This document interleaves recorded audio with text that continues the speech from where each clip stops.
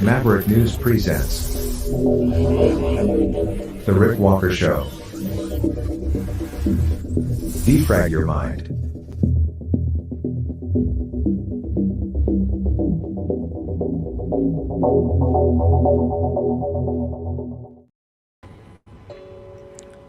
Good evening, everyone.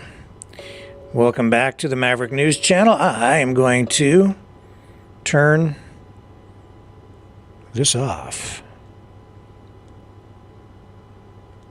Hang on.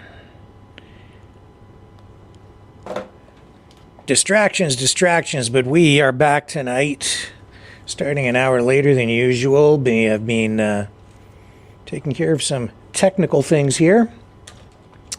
I don't know why somebody's calling me right now, but we will get back to them later. So many distractions. Where do I begin tonight? Joe Biden's memory. I almost forgot. That's a big issue tonight. He had a news conference responding to the mounting concern about his cognitive decline. We'll get into it. Justin Trudeau is pretty pissed, he says. His words. Because of cuts by Bell Media, which owns CTV in Canada, laying people off again, even though they're receiving millions of dollars in tax money. We're financing a private media company, and they promised to increase local news coverage. And what did they do? They hacked and slashed. And now JT is fit to be tied. We'll show you his reaction tonight. He also has a reaction to Tucker Carlson's interview of Vladimir Putin last night. A lot of people do. There's been a lot of propaganda surrounding that as well. So we'll touch on that subject, and we'll give you guys a chance to weigh in on the conversation. Going to try the new phone system again and see if we have the technical bugs worked out of it. So there will be a new phone number. In fact, what I'll do is I'll put the phone number on the screen right now, because I like to do, a fair amount of call-in tonight if we can, if everything works. And the new number is going to be right there on the bottom of the screen. See there? 1-888-722-1077. 1-888-722-1077. I will let that scroll on the bottom of the screen for a little while, because I know some of you probably have a number saved in your phone's memory, and you might want to take that number down, because you're going to have to physically punch the numbers in tonight. But there's the number, 1-888-722-1077, to join the conversation this evening. So let me take a quick break. We'll come back and we'll start digging into today's top stories. Don't go away.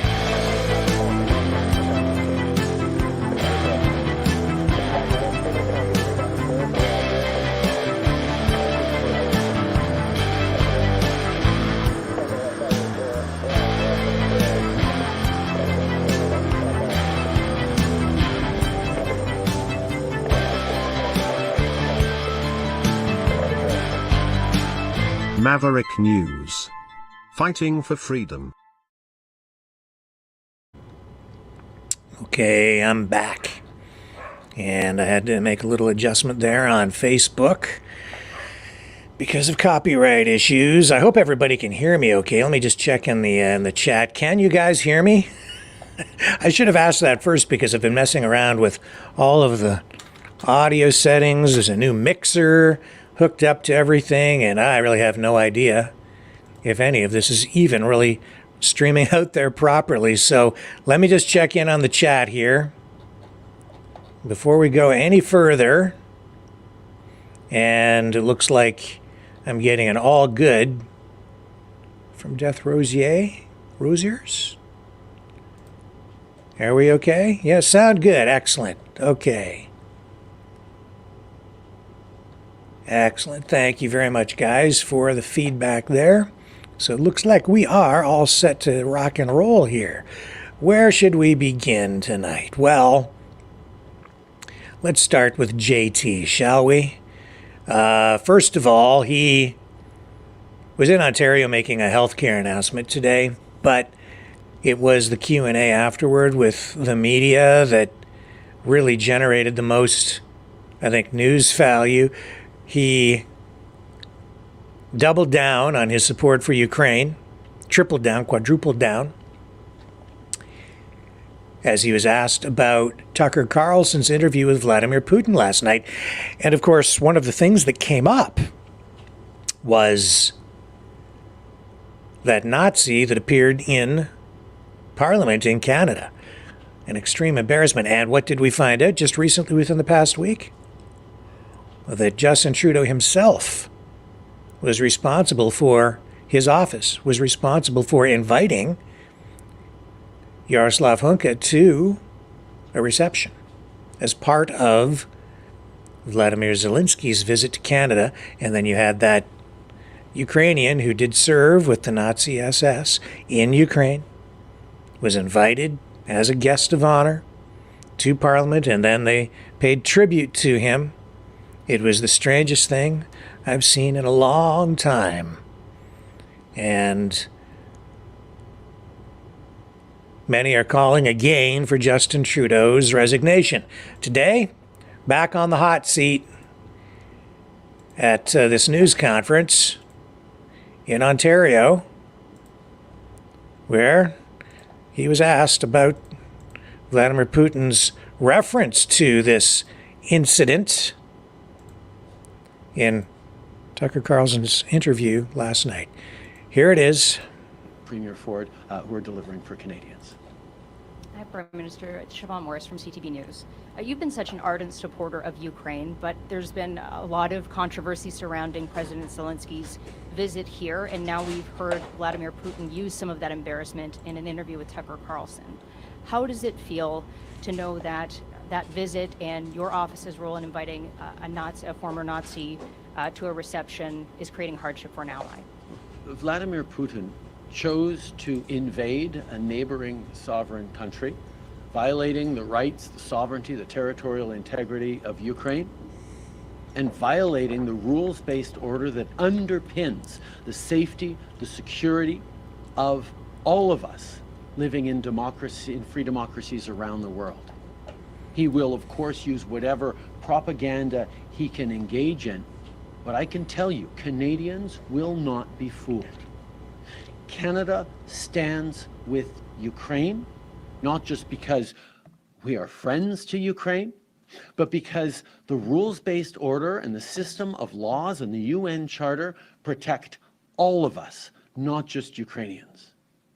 So we will continue to be there with Ukraine for as much as it takes, for as long as it takes. Unfortunately, we see the lengths to which Russian propaganda will go to try and impact public opinion, to try and twist things the way we want to. Unfortunately, we saw recently the Conservative Party of Canada, that is anchored in so many Ukrainian Canadian communities across the prairies, fall prey to Russian disinformation and misinformation and vote against a modernization of a free trade deal with Ukraine that Ukraine desperately needs, that President Zelensky asked us to support, all of us in Parliament, asked us to support so that Ukraine can rebuild and reconstruct and recover when this terrible illegal war by Putin is over. So Putin will try and distract all he likes. And unfortunately, Pierre Poilievre has fallen into his trap. But I can tell you that the Canadian government and Canadians in general will continue to stand for what is right and stand with Ukraine. Hey, good morning.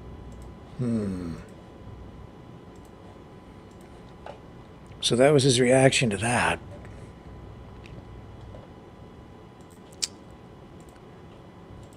What did we see last night? We saw a lot of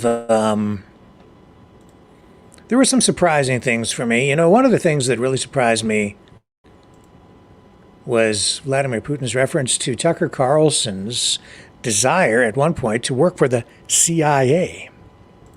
Did you guys pick up on that last night? I thought that was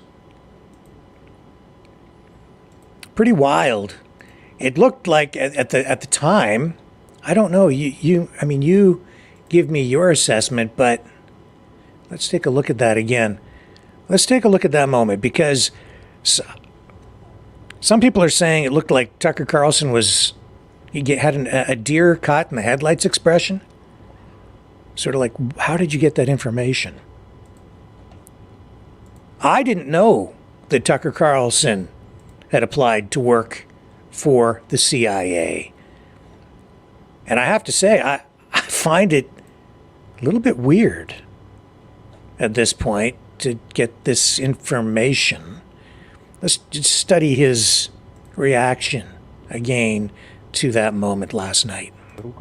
With the backing of CIA, of course. The organization you wanted to join back in the day, as I understand. We should thank God they didn't let you in. Although, it is a serious organization. I understand. With the backing of CIA, of course. The organization you wanted to join back in the day, as I understand. Here. We should thank God they didn't let you in.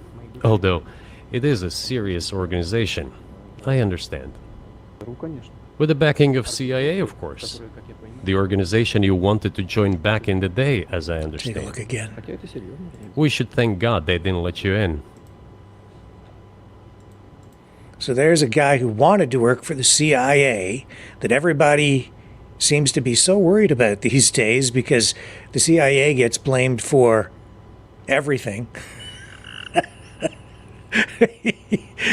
And there's a guy who wanted to work for them, wears the ties, has the look.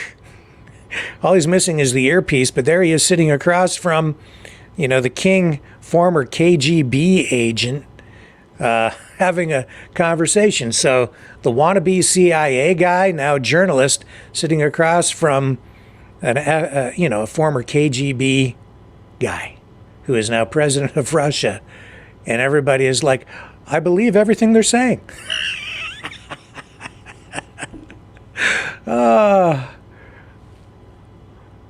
And the thing is, it seems like maybe they are the most trustworthy people to listen to.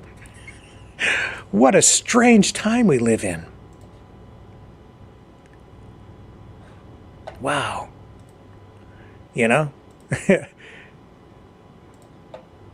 So all that was going on.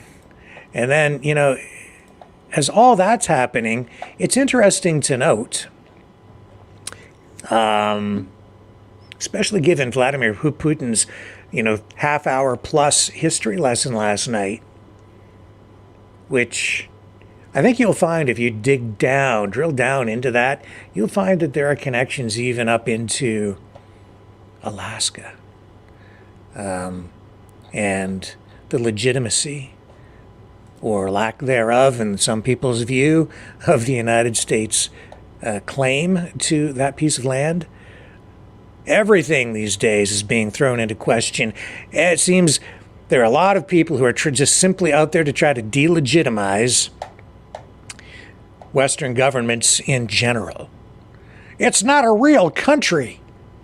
They have no sovereignty. It's just a corporation like Burger King. With nuclear bombs, of course, and a police force and a military and guns and the rule of law and constitutions. But they're not real. Yeah, so unreal that it seems Russia this week was prepared to test the limits of sovereignty. They sent two military jets, military planes anyway, into or near. They were in international airspace, but they were just off Alaska. The North American Aerospace Defense Command reported this back on Tuesday. Mainstream media just catching up on this now. We knew about this actually not long after it had happened. we, of course, were so preoccupied with the Tucker Carlson stuff that this story here, we did not really pick up on it either. But I was aware of it. There have been previous reports, but MSM just picking up on it now. And actually, there were 4 Russian warplanes flying near Alaska.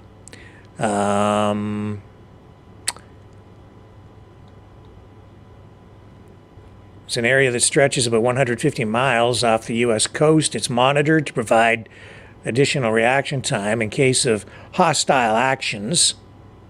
And in a statement from NORAD, they say the Russian aircraft remained in international airspace and did not enter American or Canadian sovereign airspace. And they went on to say this Russian activity, quote, in the Alaska ADIZ occurs regularly and is not seen as a threat. But it was significant enough that they issued the statement, and media picking up on it. And then Russia did confirm on Wednesday that 2 of its Tu-95 bombers flew over waters near Alaska. They flew for about 9 hours and were escorted by Su-30SM fighter jets. That confirmation coming from the Russian military. And Russia says the flight was carried out in strict accordance with international rules for the use of airspace.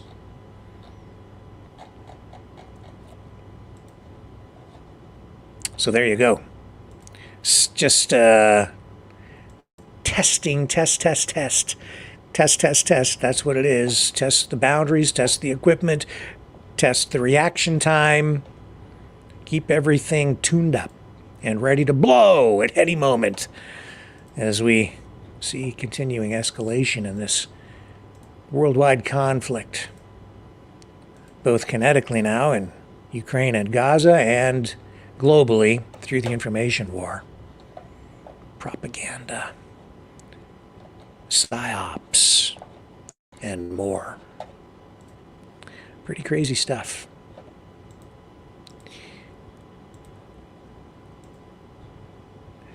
All right, let's take a little break. Then we're going to come back and talk about Joe Biden's memory.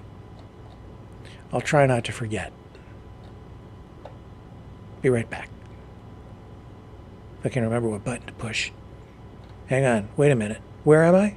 What way is it off the stage?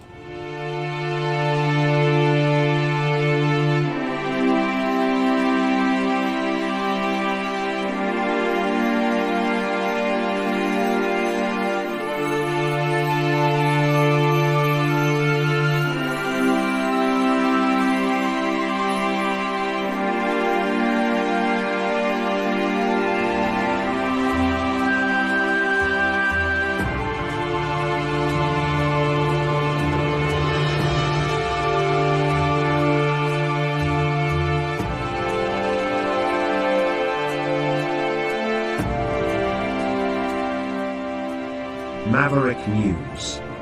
The world is watching.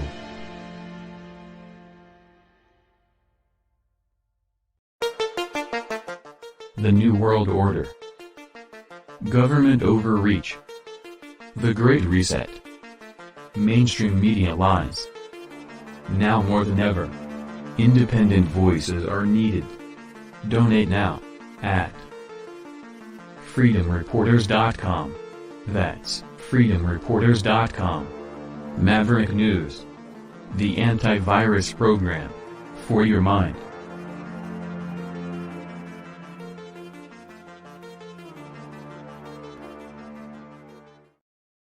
Okay, so Biden, right? This issue of his memory, it all stems from, I mean, it's of public interest because of all the gaffes he's making, because he's fallen down so many times, because he stumbles in most of his speeches. He seems to forget where he is, forget who he is, can't find his way off the stage when he's speaking.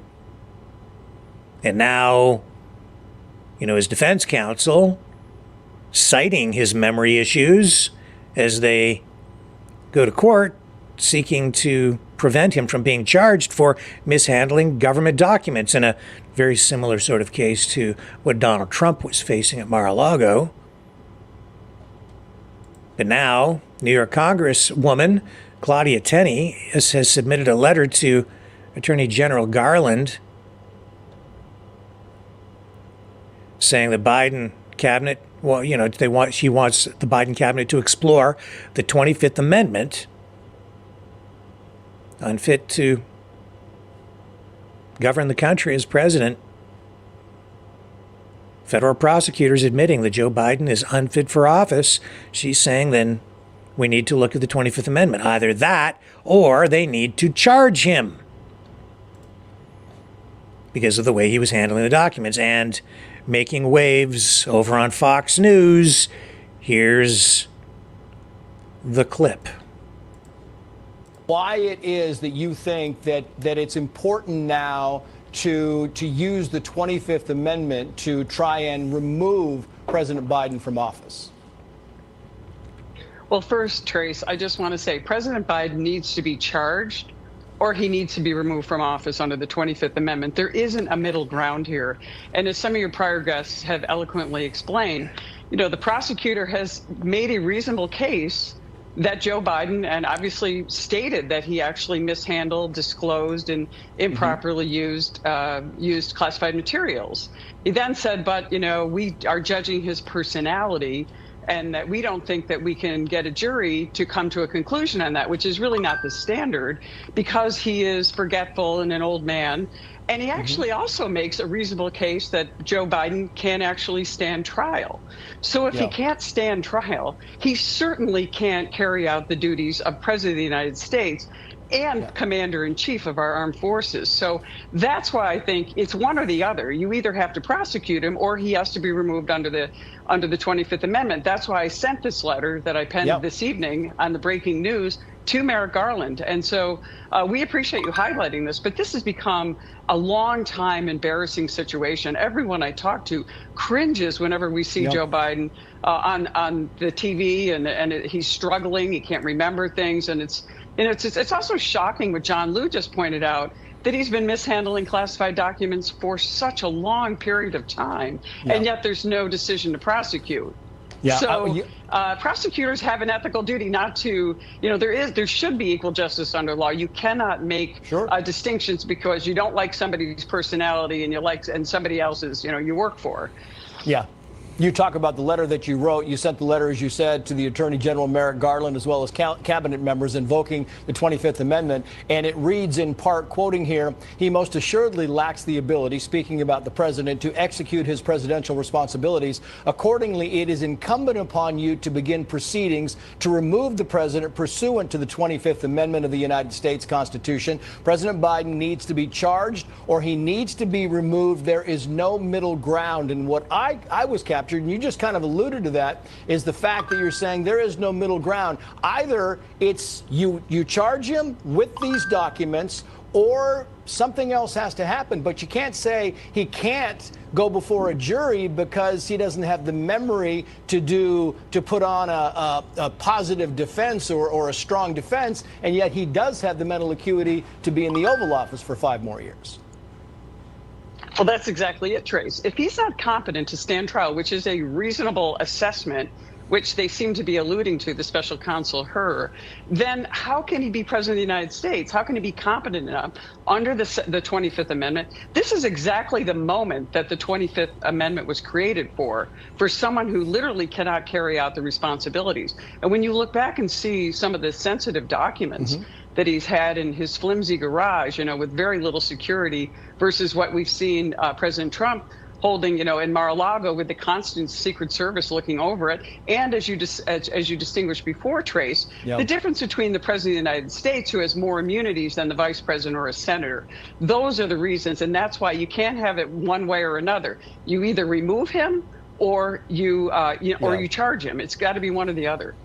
I just want to play this because this is from former federal prosecutor Andy McCarthy, who's a contributor for us, but he talked about the 25th Amendment today. To me, I want to play that and get your quick response to this. Watch. As you read the report, I can't help but say it sure looks like there's enough here to invoke the 25th Amendment. And I know that's not what he's looking at, what his purpose is, but his fitness for office is a major issue here. Yeah, the interesting thing there is Mark Thiessen, who was down in the right-hand corner, Congresswoman, his eyes kind of lit up because he knows Andy McCarthy just doesn't say things willy-nilly. Andy McCarthy is very thoughtful and very thought out when he makes these kinds of comments, so it says something. Your final comments on this? Yeah, I agree, and I wish I had seen it earlier. I didn't realize that Andy McCarthy had said that, but he's obviously a respected legal mind. Look, this is really important that people see that we treat all justice the same. And it's really important that they don't see one standard for another and one for another person just because, as I said, their personality or the position they're in. And that's what the people rely on. We rely on our equal justice, and that's something that is revered in our system. And so I'm hoping that that Merrick Garland follows through on this and talks to the cabinet officials, and we follow through. Yeah, we will see if this gains any traction at all. Congresswoman, we appreciate you coming on the show as always. Thank you. Okay, so that was the deal over at Fox News. And this was Peter Doocy. He was on fire today during this briefing at the White House, holding the administration's feet to the fire over this memory issue. Let's go there now. Thank you, Corinne. If the special counsel says President Biden's got significant limitations on his memory, then who is helping him run the country? The President of the United States runs the country. The Commander-in-Chief runs the country. How can he be trusted with the nuclear codes if, I get that you're saying that nobody in the building would say that he's got an issue with his memory, but just a little part of what we get to see, he's made mistake after mistake after mistake after mistake on camera this week. So I'm going to be very clear here. The reality is that report, that part of the report, does not live in reality. It just doesn't. So the special counsel is lying about the president's memory. It was gratuitous. You heard from Ian Sams, my colleague. It is unacceptable, and it does not live in reality. That is just the facts. And look, it is a closed case. That is what the special counsel said. And what matters is that the president in the last 3 years has delivered on the economy, has delivered on healthcare, has turned this country around after the last president left us with an economy that was in a tailspin. That's what we were dealing with. That's what we were dealing with. If you think about the world leaders and issues that have been going on in this country for the past 2-3 years, not in this country, in the world, right? When you think about Ukraine, the president was able to bring together NATO allies. They've been the strongest that they've ever been, and make sure that we are providing what Ukraine, the brave people of Ukraine, need as they're fighting aggression, Putin's aggression.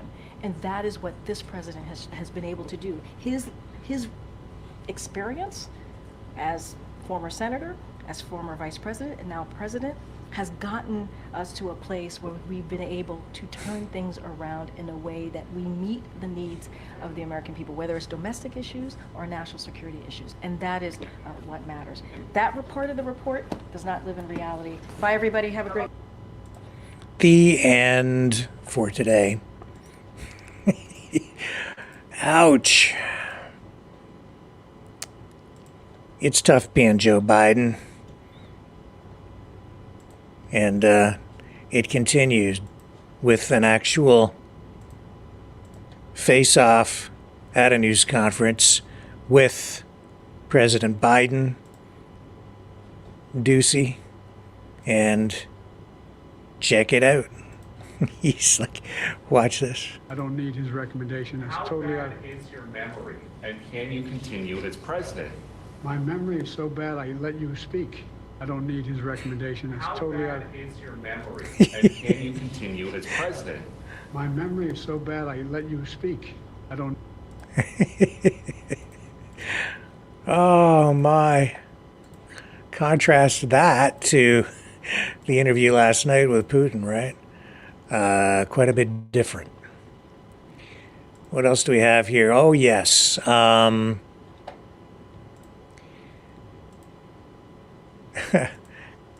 Justin Trudeau, he's angry.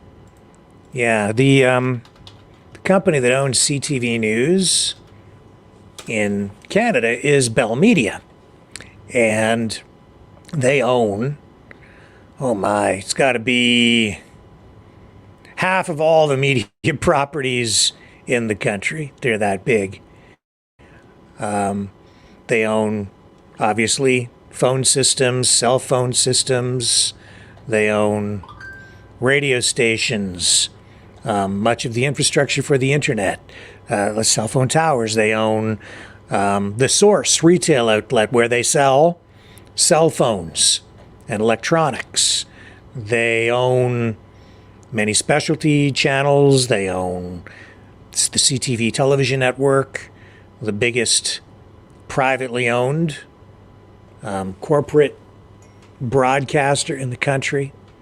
And this week, they announced big layoffs. They say that advertising revenues declined by $140 million last year compared to the year before, and its news division is seeing more than $48 million in annual operating losses. So they've said that the company has less than 10% of its 4,800, how should I put this? Well, they're laying off a bunch of people, is what it comes down to. And I used to work for them, and I kind of know the routine over there when they do this kind of thing. They're sort of pointing their finger at economic conditions. They have 4,800 employees total across the country.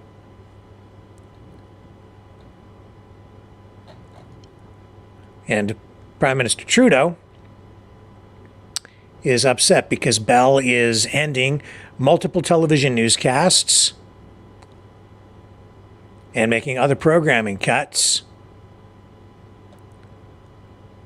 The parent company of CTV, Bell Media, has announced job reductions and the sale of 45 of its 103 regional radio stations. So that's a significant change. It isn't clear who might pick those stations up. Probably one of the other major broadcasting companies in the country.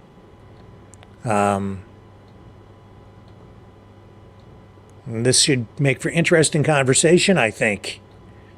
Especially, I can't wait until people call in and tell me how they think that who owns all the media. Bring it on. Okay. But yeah, Justin Trudeau, we'll go back to him because, of course, we know the government has been lining the pockets of all the broadcasters with special financing over the last few years, propping all of them up, basically buying the media, right? And they served as a mouthpiece for government during the pandemic. Now Trudeau is attacking CTV, the very, the mainstream legacy media that has been running cover for him, and now they've taken the money and they're running. Oh my, yeah, it's pretty typical. The Bell Canada layoffs of 4,800 people across the country. Your Heritage Minister accused Bell Canada of breaking its promise to invest in local news after receiving $40 million in regulatory relief funding. What is your view of that company's layoffs, and what is your commitment to future government support with that company? I'm furious. This is a garbage decision by a corporation that should know better. We've seen over the past years journalistic outlets, radio stations, small community newspapers bought up by corporate entities who then lay off journalists, change the offering, the quality of offering to people. And then when people don't watch as much or engage as much, the corporate entity says, oh, see, they're not profitable anymore. We're going to sell them off. This is the erosion, not just of journalism, of quality local journalism, at a time where people need it more than ever, given misinformation and disinformation, but it's eroding our very democracy. Our abilities to tell stories to each other of how people's lives are, stories that reflect our own communities and not, central offices in our biggest cities, is part of what binds this country together from coast to coast to coast. With incredible diversity of experiences, of geographies, we need those local voices. And over the past years, corporate Canada, and there are many culprits on this, have abdicated their responsibility toward the communities that they have always made very good profits off of in various ways. And they need, as a government, we have been stepping up over the past years, fighting for local journalism, fighting for investments that we can have, all the while fending off attacks from conservatives and others who say, no, you're trying to buy off journalists. We're trying to support journalism in this country and across this country, but no government can do it alone. Canadians need to demand better, as we will be demanding better from corporate leaders, like in this case Bell, that are eroding Canadians' ability to know each other, to trust each other, and to trust in the country and the future we are building together. So yeah, I'm pretty pissed off about what's just happened.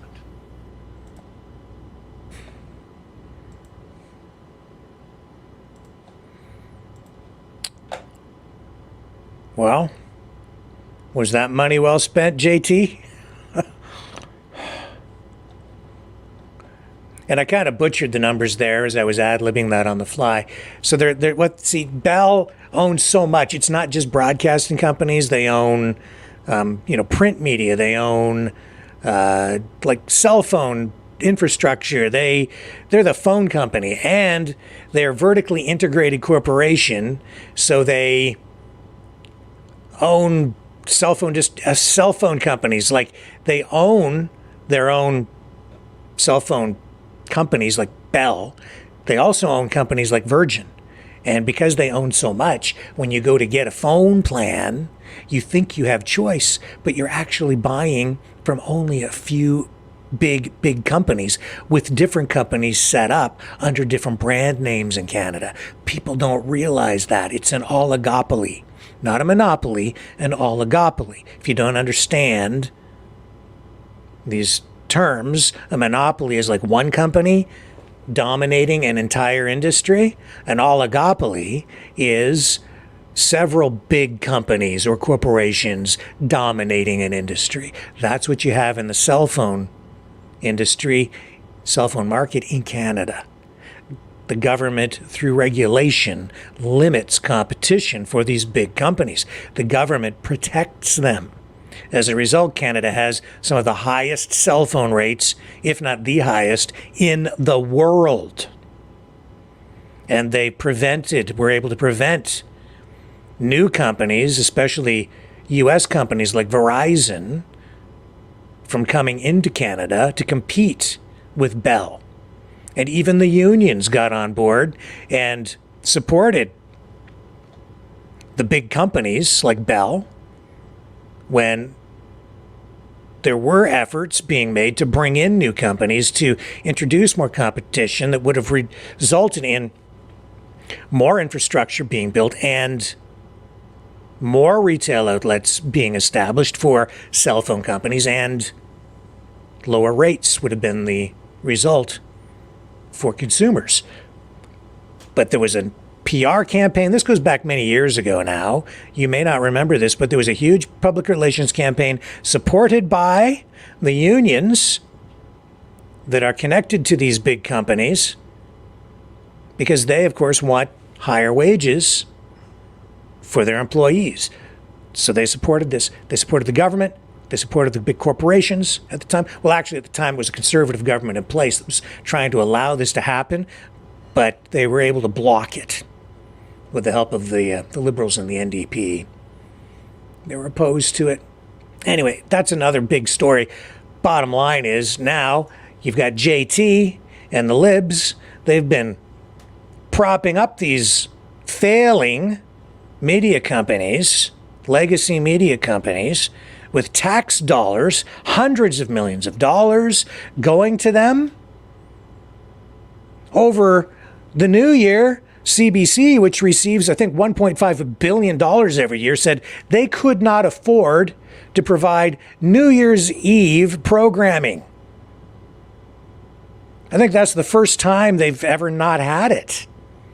And yet they were getting additional funding from the government, and they said they couldn't do that. Where's all the money going? And now you have CTV laying off, and I was not clear with the numbers. They're laying off like 4,800 people. Now, what does that mean for broadcasting and journalism? Less than 10% of those, of the 4,800, will be in media positions. The rest will be in other areas of like the phone companies and the cell phones and internet administration, things like that, I guess. So the company is saying. But it is going to have a major impact on the operations at CTV. They are adjusting some programming. They're eliminating a lot of newscasts, pulling back on coverage. And that's always been the challenge for any, like all news organizations in Canada, because Canada is such a wide, a big country. It's expensive to cover news, especially in a traditional way where you send reporters out, you have people physically going out on location. When you're a union operation and you have to provide transportation, union scale wages, benefits, insurance, equipment, cover people's expenses for journalists as they're traveling. And when you look at the CBC, I'll tell you this, those CBC journalists are very, very well paid. The ones who are on staff. And even the ones who are on contract make pretty decent coin too while they're working. CTV, a little less so, generally speaking, but they're all union scale. They make pretty good money, and it's expensive to do it. But run properly, it can be profitable. And given the technology that we have today, even small independent media outlets can compete, and we are. And we're providing a service that they don't. And we're not a mouthpiece for the government, and we receive no funding from government, and I won't take it.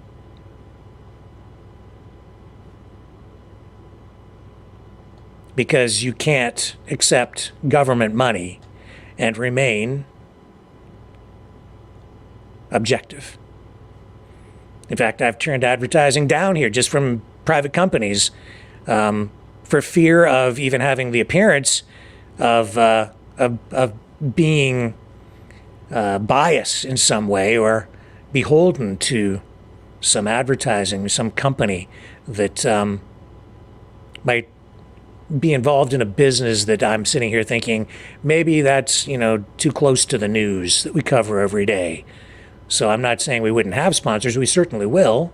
If something appropriate comes along, we would look at it, but only if it's something that is not linked to stories that we actually cover. So trying to be very careful about that here, because you not only need to be impartial, you need to, the perception has to be there as well, because the perception is the reality, right? For people, if they think you're compromised, if you think that I'm compromised, then I might as well be compromised because you don't trust me. So I need to be very careful about what I do, how I conduct myself, where I accept funds from.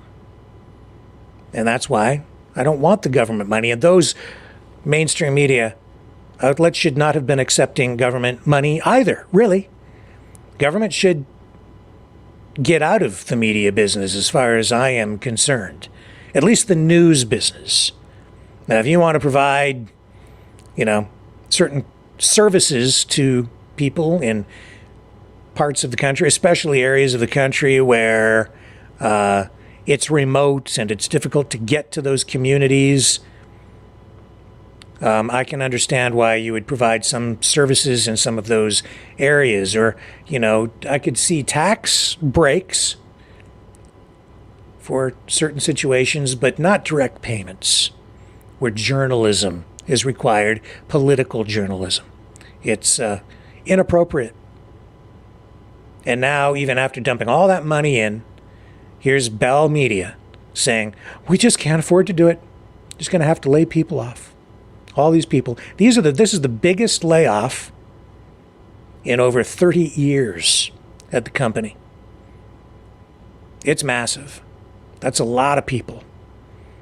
And I doubt the employees saw it coming because the government was propping them up. But it just shows how far the mainstream media has fallen. And on the U.S. side as well, we're seeing the values of these big media companies fall. On the stock market, ratings are down.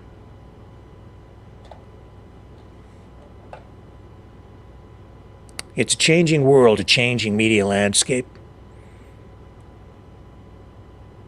And even through all of that, here I sit with the only support that we have for this channel coming from you guys.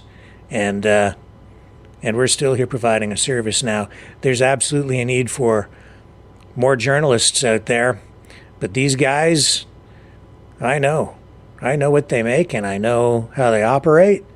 And they're just going to have to change. They're going to have to adjust to the new media order. Don't go away. I'll be right back after this.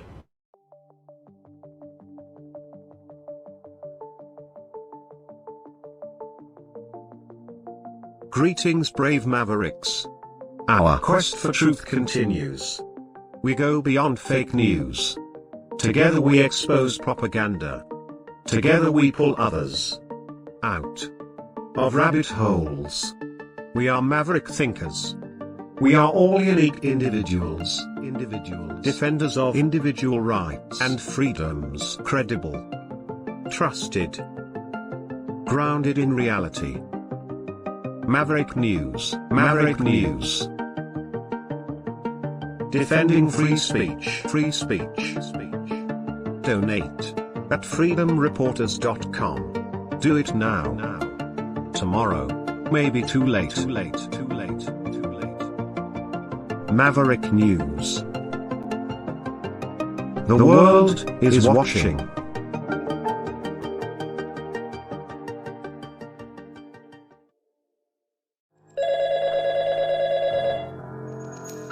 Feel the vibrations.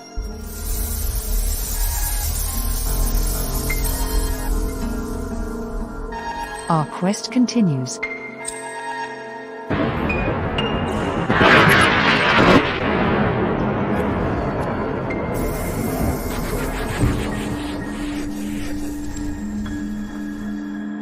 The truth is out there.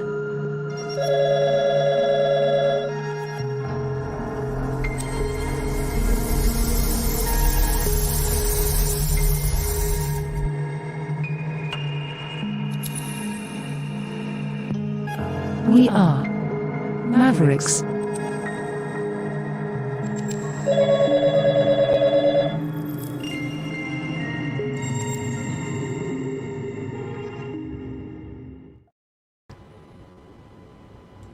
Okay, I'm back, and there was a plane crash in Florida. Has been. A private jet on I-75 in Naples. Apparently it's a Bombardier Challenger 604. I believe at least two people have been killed. See if I can get you the latest information here, but I have video Let's cue this up here. This is fresh today. Tragic.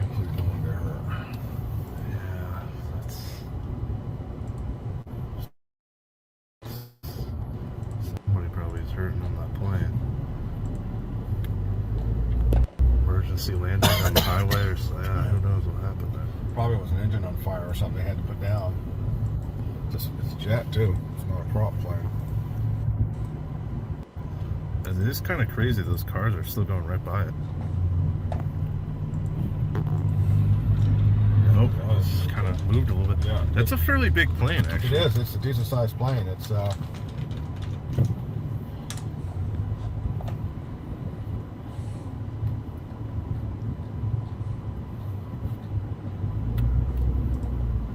somebody telling people to stay. Oh man, gee. Yeah. So, I do know that, 2 people were killed in that crash. It was attempting to make an emergency landing on I-75 in southwest Florida. It hit a vehicle, brought traffic to a halt, and as you saw, huge black plume of smoke rising into the sky. It happened near the Pine Ridge Road exit at Collier County, just north of where the interstate heads toward Fort Lauderdale, into what is known there as Alligator Alley.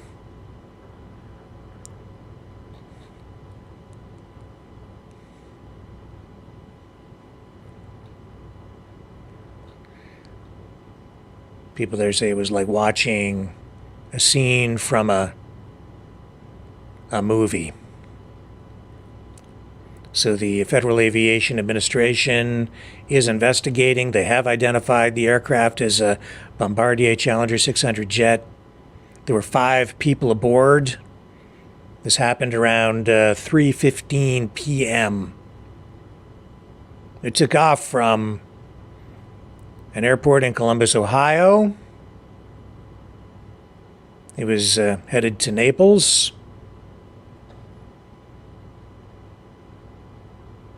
Fire trucks were on scene. 3 of the people aboard have been taken to hospital, and 2 others have been killed. Now, let's see if this phone system's going to work tonight, guys. I've got the system cranked up here, so we should be good to go. And eager to find out if the audio system is working as it's supposed to this evening. We'll give this a shot. And I'm going to run the promo. So there's the number to call, 1-888-722-1077. 1-888-722-1077. Join the conversation. Call 1-888-722-1071.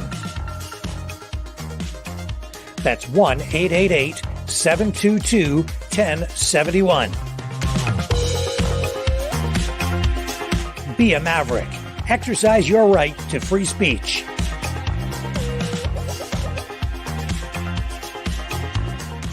Call 1-888-722-1071. The phone lines are open. Call now at 1-888-722-1071.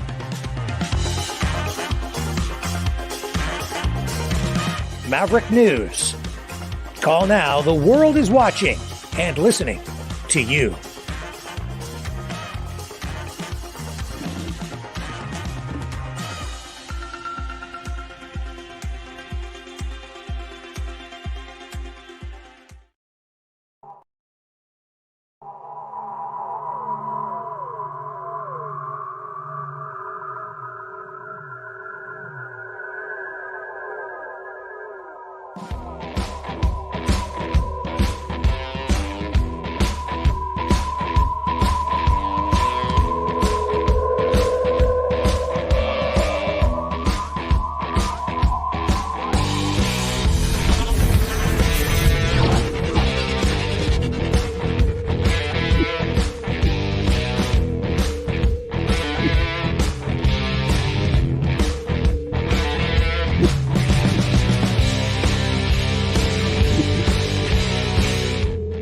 Maverick News.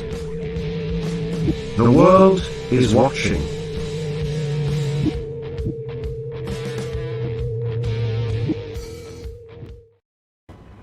Okay, again, the number to call 1-888-722-1077. I'll put the other banner up here, and let's see if we can get this first caller of the night up. It looked like we had a call. We did have a call coming in. Not sure if it worked. I heard the ring, and then it looks like maybe they hung up. Try again at 1-888-722-1071. And I'll get the other banner up, as I said. Here we go. First caller of the night. Who's on the line? Go ahead. That's Steve from Simcoe, Ontario. Hello, how are you? Let me see if I can get... pull that down. Get your audio up. Can you hear me okay, Steve? Excellent. So what's on your mind tonight? And let me just dip into the chat here as well to see if people can hear you okay.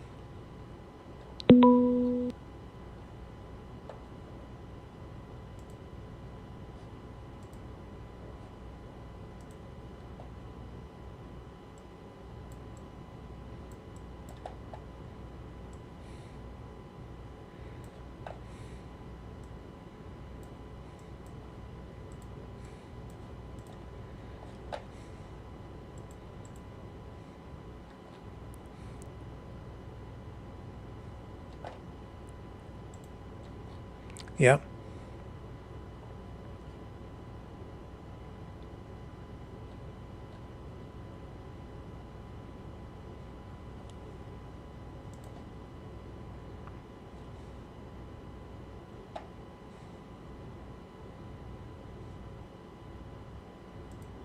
Yeah.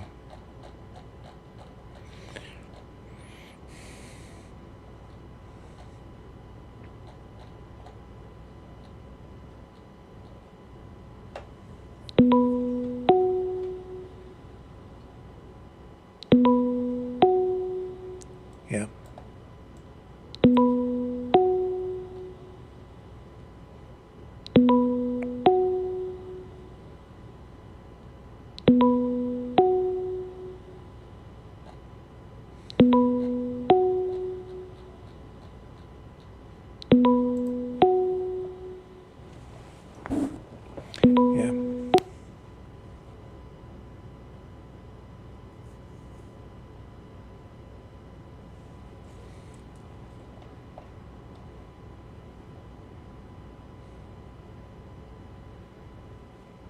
Yeah, well, I hear what you're saying. I don't think the war ever had to happen. It, mhm.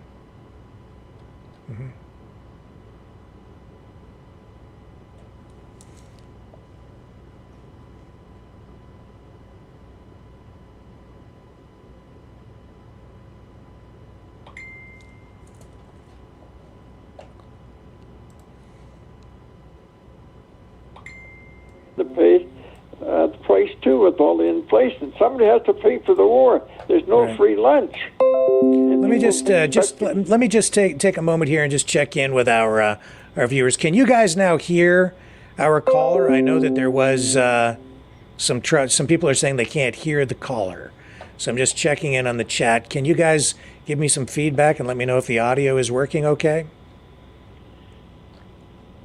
Sound is a check mark there. Can you guys hear him now? And can you just say something now, Steve? Yeah, I can go back to the interview from last night. I said I lost you people about 38 minutes into your program.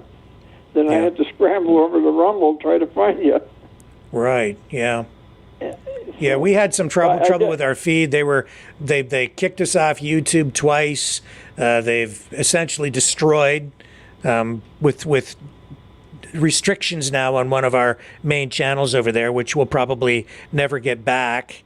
They didn't like us running that interview last night, so they've hit us with a bunch of strikes, and so we're banned off one of our main channels now.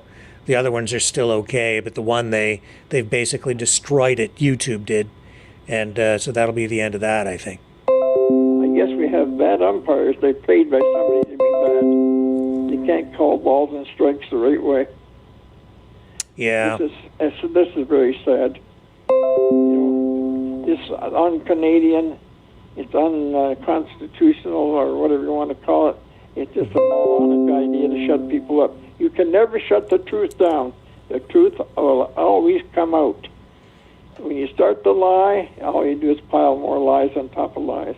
But the truth, there's only one thing, that's the truth. I live by the truth every day of the week. And you have a lot more success. I'm 89 years old. I'm happy about being 89. I hear you. Yeah. Hang on a second here. I think I'm still trying to learn how to drive this phone system. So we have 2 callers up right now. Do we have both of you on the line or just one of you? Do we have our new caller from London, Ontario on? Or are you still there, Steve? Are you speaking to me, Rick? I am indeed. Yes, I am. I think I flipped over to your call by accident, but you go right ahead. You still talking to Steve? I can wait. Well, let me just see here. I'm going to swap back to Steve. Hang on. Say one thing. Canadians got to sharpen up and take note of what's going on in our country. It's a beautiful country. I'm so sad at what's happening now. Yeah. It's just terrible. Well, I'm afraid that this is going to escalate in a way that we're going to end up losing the country because of the stupidity of our politicians who have led us down this path of destruction. And I think they're really, terrible. they're terrible. They're only in it for the dollar. Yeah. Like the NDP, especially, they backstab all these people. They're working class people. I used to be secretary of a union for so many years, and I know what the union code was. You supported your workers. Mm-hmm. We supported the NDP at that time. We had some good guys like Jack Clayton and all that, but now we don't have good leaders. So everybody's left that party, anybody with brains. I just have to go back to the far right, which I didn't really want to do. The Liberal Party at one time was a good party, but now with this leader now, it's terrible. Yeah, well, the NDP really is not a party of the workers anymore. No, that's right. That's what he said. They backstab their own people by supporting Trudeau. Yeah. We should have had election. Yeah, they're really a party now of that focuses on cultural issues. Social engineering, not so much on the interests of workers at all, in my view. It's odd because I see more concern for working people coming from the Conservatives these days than I do from the NDP. Yeah, another thing that we're really doing badly is we're too much immigration. Like, I can understand what's happening down in Texas there. The Texans just say that enough is enough, and they got the backing of 25 more states. They just can't afford any more people in that country. It will create chaos beyond belief. Yeah, then that border issue is really now tied to what's going on in Ukraine, because the Republicans have said, if the Democrats don't give them what they want and hold the line, if you will, at the border, on the southern border, then they won't support any additional funding for the war in Ukraine. So it's very strange how, well, not strange, but it is unusual how these issues have begun to merge together. Immigration, the border, the war in Ukraine, the war in Gaza, it's all intertwined. They don't want people to have any say into anything. Just stand back and watch.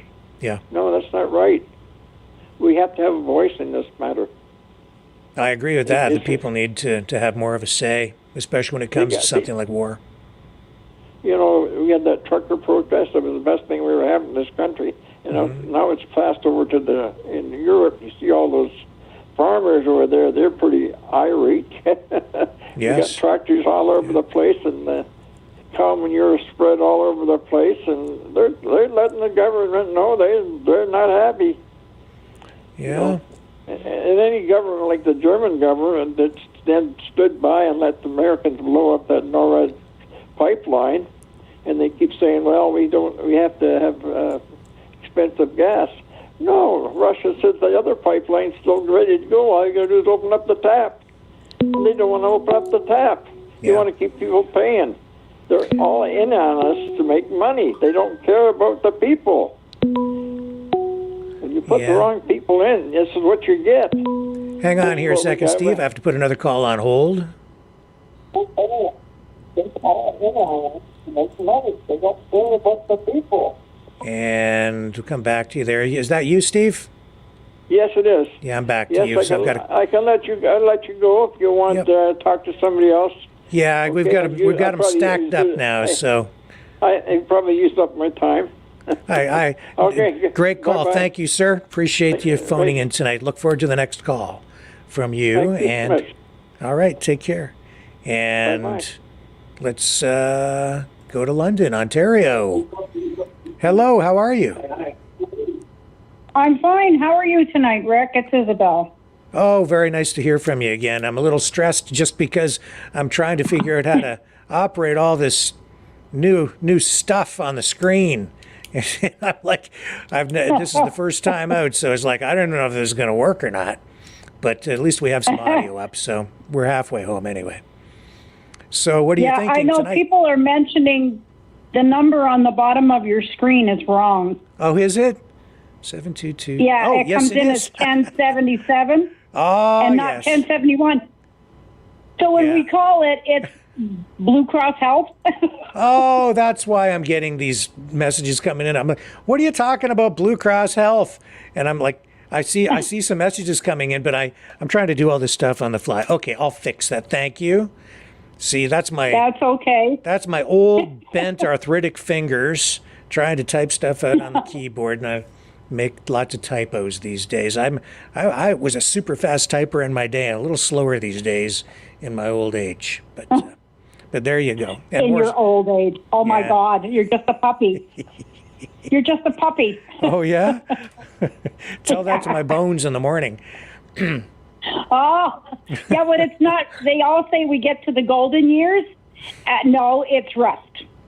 That's what it is. The It's rusty definite- years. It's rust years. Hang on, I got to put no, this when call you on hold. Hang mentioned- on. Golden years? Oops, there we go. No, it's There we go.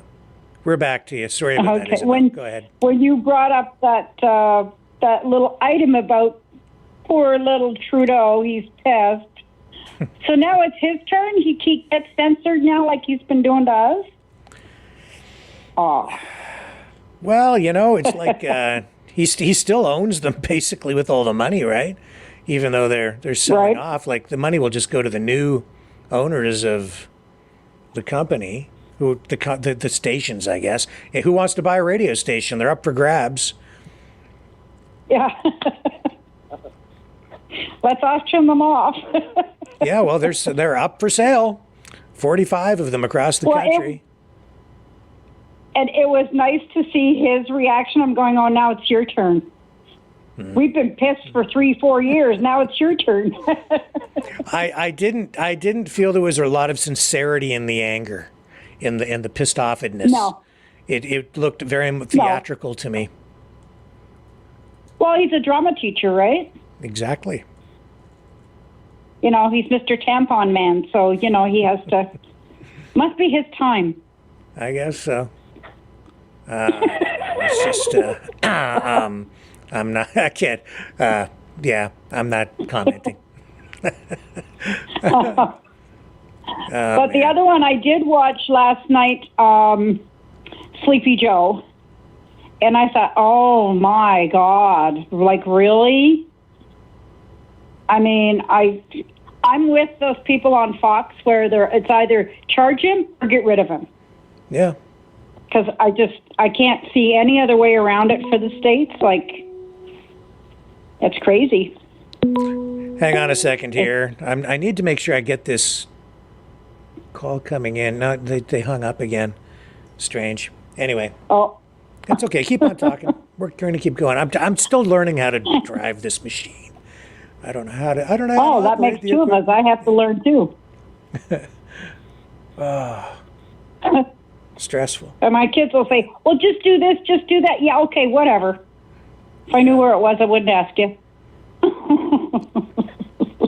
So, yeah, But Joe, yeah, old Sleepy Joe, as Trump would put it, you know, it's concerning to me because this guy literally walks around. They follow the guy around with the football, right? And he doesn't seem to know whether he's coming or going half the time. So, scares the living daylights out of me. It does me too. And somebody put, I don't know, I can't remember who it was, but in the chat, somebody was saying they basically have to keep an eye on him because he wanders around the White House naked in the middle of the night. Oh my God, that would be a nightmare. Just thinking about it scares me. Scares me. Yeah, it's the fact that the way his mentality is declining. Yeah. If he was ever to make, well, he's made a lot of mistakes. Let's put it that way. What he's done with the country, the same thing as Trudeau did. And put it on hold here because they keep calling in. Hang on. Okay, hi there. Hang on. I have to flip back. I'll be right with you. Hang on. Okay, we're back to you, Isabel. Sorry. I'm going to have to come up with a better system. I would be the calls on hold. I'd be very fearful with him pushing the button out of losing his mind, you know, not knowing what he's doing. I mean, it's we already see he doesn't know what he's doing. Yep. Yeah. And yet, like they said, you know, you got Jill behind him, but somebody else is pushing the strings because there's no way that guy knows what time of day it is. Right. And what about the Tucker Carlson interview last night? What are your thoughts on that? I loved that. I mean, I wish he would have asked maybe different kinds of questions. But the fact that he actually got an interview with Putin, that was awesome. And I know that's irritated the Democrats in the States, I mean, immensely. They don't want him to go there and get the truth. But listening to him talk to Putin, now Putin can't be that much younger than Biden, but his faculties are all there. Yeah. I mean, and that's what I look at in a leader, how they act, not so much, well, sometimes what they've done, but I like to see somebody with stability. Like with Trump, he comes out, he says what he's got to say, he's straightforward, not this mentioning the wrong names, the wrong countries, talking to dead people. And I found with Putin, he had everything. He wasn't reading off of a script. He was sitting there and he was being very honest about what he was saying. And to me, just being able to be an American to go and talk to Putin, to me was a high plus for Tucker. Okay. Isabel, we're going to move on just because I'm trying to make this phone system work. Thank you. I look forward to your next call. Always Same here. You have a good night, Rick. You too. Okay, let's take the next caller in. Hello, who's on the line with us? Hello, this is Michelle. Hello, how are you this evening? I'm good. I guess I wanted to mention, just about Biden.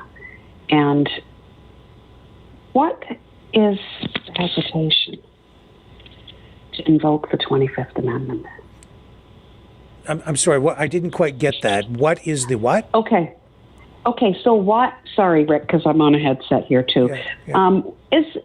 What is the hesitation to invoke the 25th Amendment in that country with him? Giddy up, let's do it. Yeah, you know what, Rick? I can't hear you. Sorry. You can't hear me? Okay, now I can hear you. Yeah, I wasn't saying anything. That's why. Oh. I was just listening to you. Okay. What's the delay? Why is it taking so long? It's very obvious that this man has dementia. And I don't say that lightly. Both of my parents had dementia. And it's just so obvious. that something's going on. And I think what we saw in that interview yesterday with him was his best, that he was on his best behavior or his bravest face. And that is his best, right? Because he's in front of a camera. Yeah. But what's going on behind closed doors? Why is this taking so long? It's a serious thing to do to a sitting president. I don't know. I don't know. Yeah.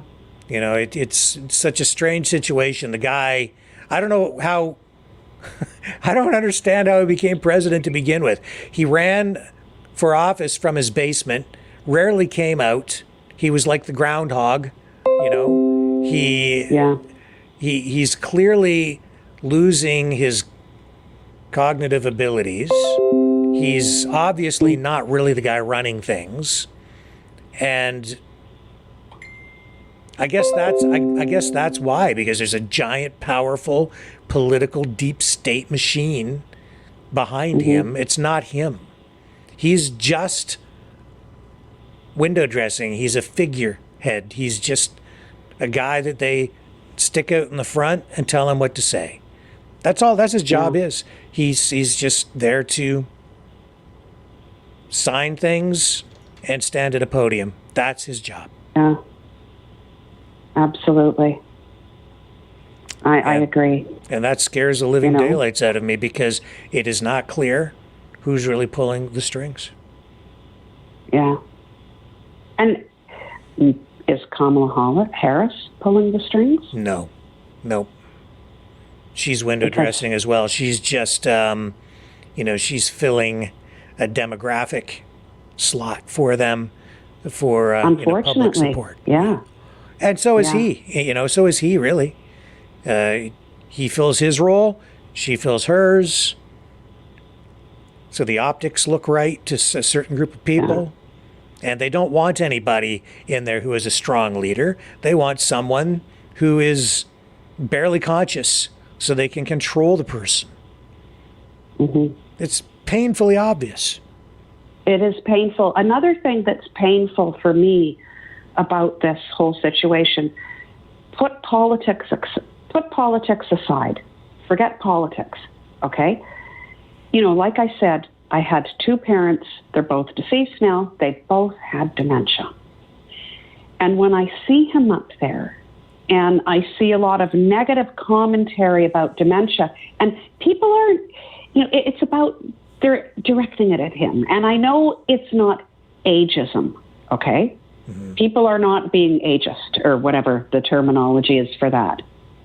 But it's not doing people of a certain age a favor, him being there. Again, like I said, politics aside, there's so much negative commentary about dementia. So much, they're making fun of Joe Biden, and, I do. Like, I have a good laugh seeing him fall, in those videos and stuff. Like, it's funny. I'm sorry, it's funny. But it doesn't help the plight of people of that age who are legitimately going through that, because so many people are going through that, with having dementia and having health issues and being in their 80s and stuff. And to see him act like a total idiot, I just think it's an insult. I sit there and I read comments on YouTube about dementia, and, I think about my parents who both had it. And, he's making a mockery of it. Somebody's got to get rid of this. Get rid of him. Invoke the 25th Amendment. Like, how long can this go on? Everybody is laughing at the United States. Well, that's the thing. I mean, he's so old now, and he could be president for another 5 years. He's this bad now. Can you imagine what it's going to be like 5 years from now? Yeah. You know what? I had written in the comments earlier when I think when I first jumped on, the coming months are going to be quite entertaining. for people who like to watch politics. Yeah. It's going to be very interesting because I think something is going to happen with this court case and all this stuff that has gone on, just recently. And you were playing a clip earlier of, I think it was a governor, I'm not sure, saying either charge him or invoke the 25th Amendment. Right. Did his lawyers actually think this through? That this would be the backlash? The defense they're using? Because it's backfired. Yeah, well, actually, it was the federal prosecutors who said, he's so old and he's senile. We can't charge this guy. Oh, but he can be the leader of the free world. Yes, that's right. But he can run the country. I wouldn't trust Joe Biden to run a McDonald's or a corner store. Could you imagine leaving your personal family business in that guy's hands? Yeah, Joe, I'll be back in a couple hours. Take care of the shop, will you? Okay. You come back, the till would be empty. The building would be on fire. The place would be looted. Do you think his grandchildren are left with him? I don't know the ages of his grandchildren. Of course, I know he has one he doesn't acknowledge. Mm-hmm. But would they be left with him? Would they be left with him? With him. Yeah, you babysit. He's a grandfather. I see what you're saying. He's a grandfather. I wouldn't. Would they be left alone with him? I wouldn't leave my dog with the guy. Yeah. Yeah. No. I don't know. It's heartbreaking. On the other, the other side of it that I was mentioning, the not political side. Yeah. It's heartbreaking. It is. And come on, do something about it. Get rid of them. Let's go. Yeah. Giddy up. It's the time to act is past. Yes. Yeah. So I hope it's going to happen soon. Anyway, Rick, thank you for giving me my few seconds there. I appreciate it. My pleasure. Okay. Thank you. You have a good night. Thank you. You too. Okay. Bye. All right. And I do have the phone number correct on the bottom now, I think. You can join the conversation tonight at 1-888-722-1071. I know some people were trying to call in. I'm not sure if the system is putting calls on hold or into the queue properly. So if you've been calling and haven't been getting through, or you're not on hold, now is the time to call because the phone lines are still open. Let me run that promo again while we try to get a few more callers into the queue. Join the conversation. Call 1-888-722-1071.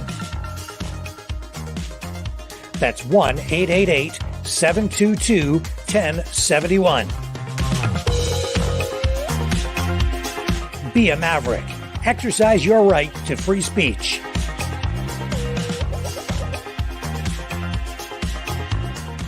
Call 1-888-722-1071. The phone lines are open. Call now at 1-888-722-1071.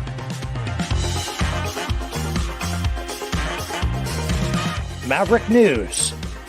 Call now. The world is watching and listening to you.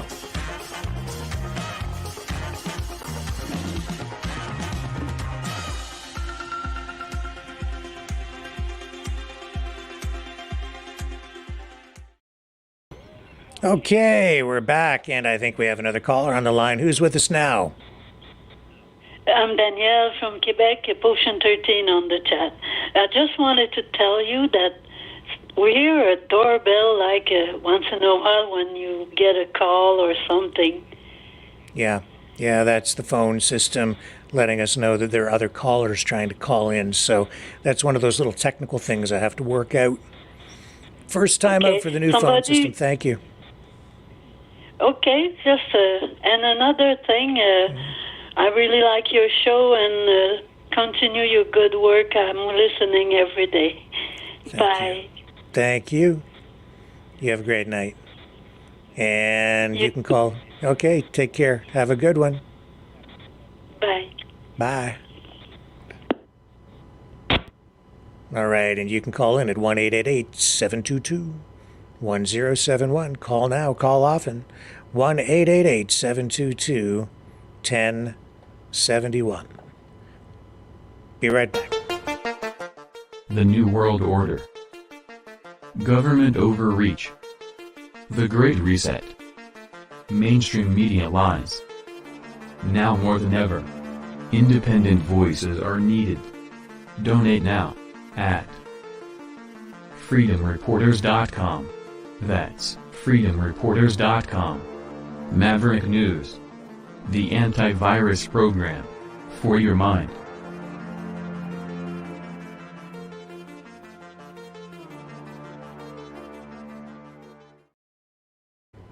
And while we wait for the calls to propagate in the new phone system, which is not putting people into the queue properly tonight, just a reminder that you can support the program by donating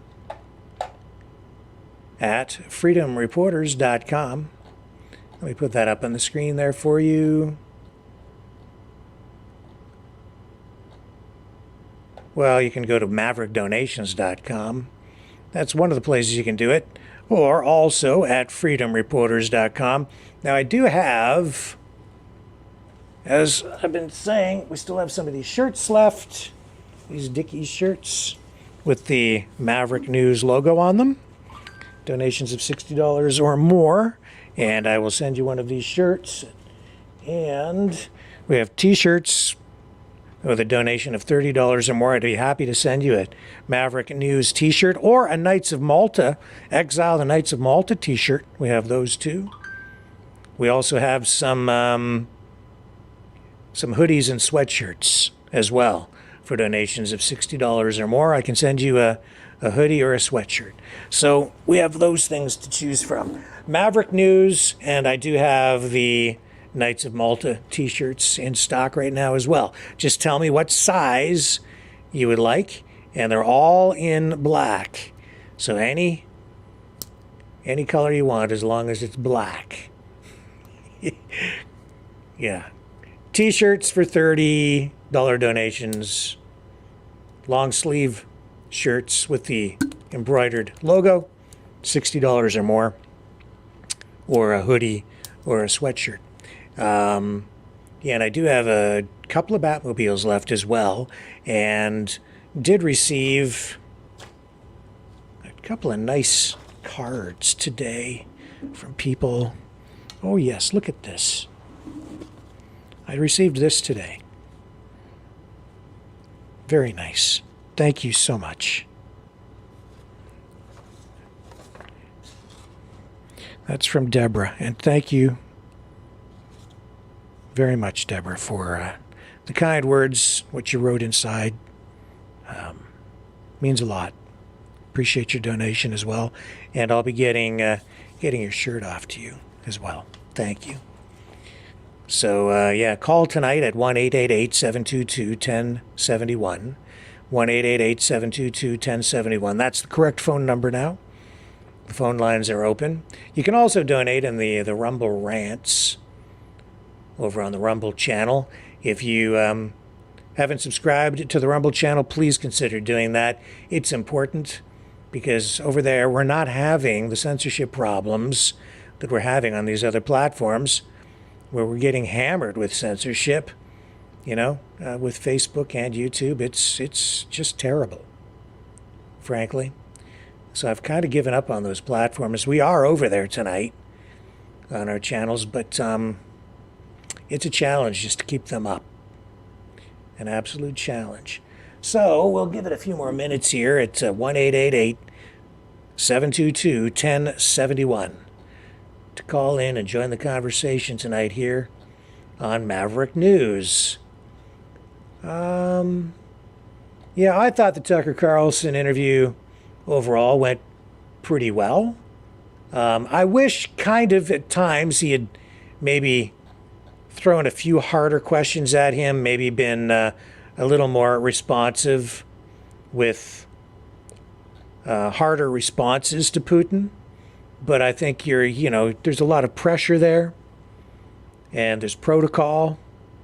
And it seemed to me as well that Putin, whether the questions were provided to him in advance, which would not surprise me at all if they were, which I generally never do with an interview, but I could tell that somehow Putin knew pretty much what was coming. And I think that really Putin dominated the interview as much as Tucker Carlson did a pretty decent job. Putin had the upper hand throughout. And I think he did put Tucker Carlson on his back on his heels when he revealed that he was aware that Tucker Carlson at one time wanted to work for the CIA. That surprised me. I did not know that. At that point, I was a little bit surprised that he didn't say, "How did you know that? How did you find out that I had applied to work at the CIA?" That's amazing information. I don't think it's been out in the public before. And that in itself is a revelation for me. Now, you guys can correct me if I'm wrong.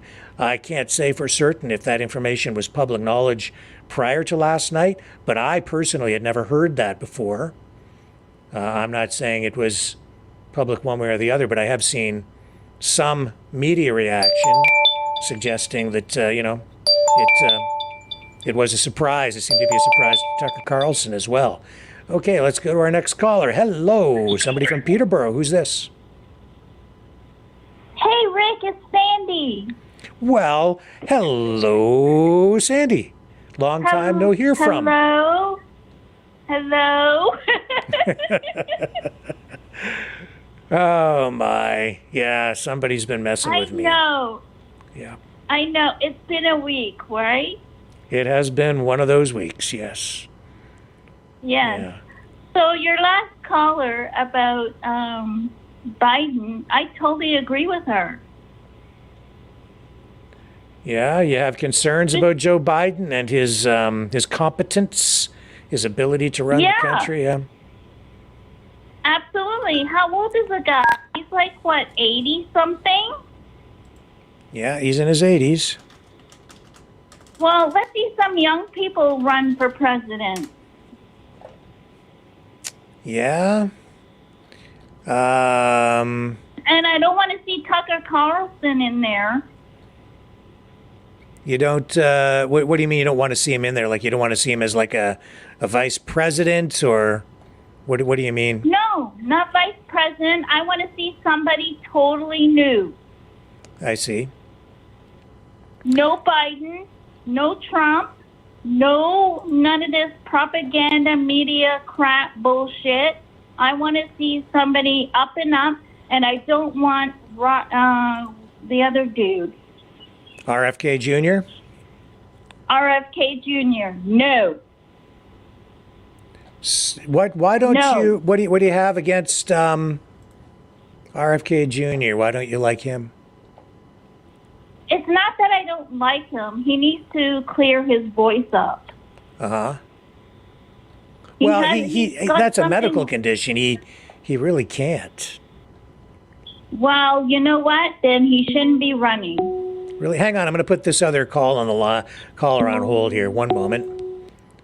Okay, hang on. We'll be right. Hang on. We're going to come back and I got Sandy on the line here. Hang on. Okay, Sandy, I'm going to flip back the call to you if I can figure out how to run things here again. There we go. We're back to you. Sorry about that. That's okay. So I don't want to see, I don't want to see him running because of the voice. I can't even hear him when he speaks. It is, it is unfortunately a liability for him, I think. But, there's really nothing he can do about it. I don't think there's anything he can do. Other than he shouldn't be even advocating. He shouldn't even be trying to advocate.